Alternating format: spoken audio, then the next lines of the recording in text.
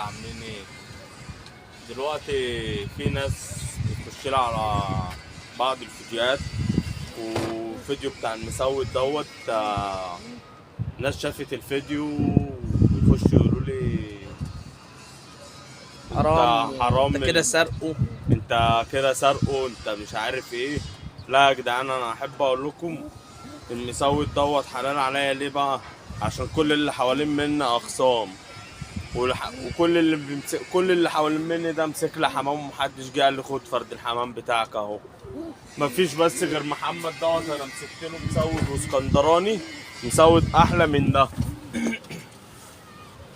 ماسك له مسود احلى من دوت واسكندراني. الراجل جالي تحت البيت قلت له خد حمامك اهو، ما بقبلش حمام حد. غير كده انا ما بديش حمل حد عشان كله اخصام. انا ضايع لي حمام بألوفات. انت تعرف يا اللي بتكتب كده انا ضايع لي ايه؟ ما تعرفش انا ضايع لي ايه؟ ضايع لي حمام اغلى منه، ومحدش جه قال لي خد فرد الحمام بتاعك اهو. وكله خصم هنا الحمد لله يعني. وهنشره عشان هنشه. حبوا سايبوا حمامنا جه منهم، احنا بقى هنشيلهم حمامهم وهنقعدهم باذن الله. تعال بص انا بدشر فين الحمام الكبير.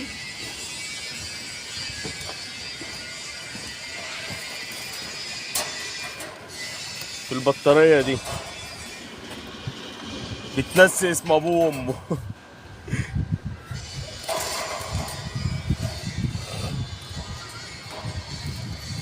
يا عم انت رايك برضك يحترم برضك.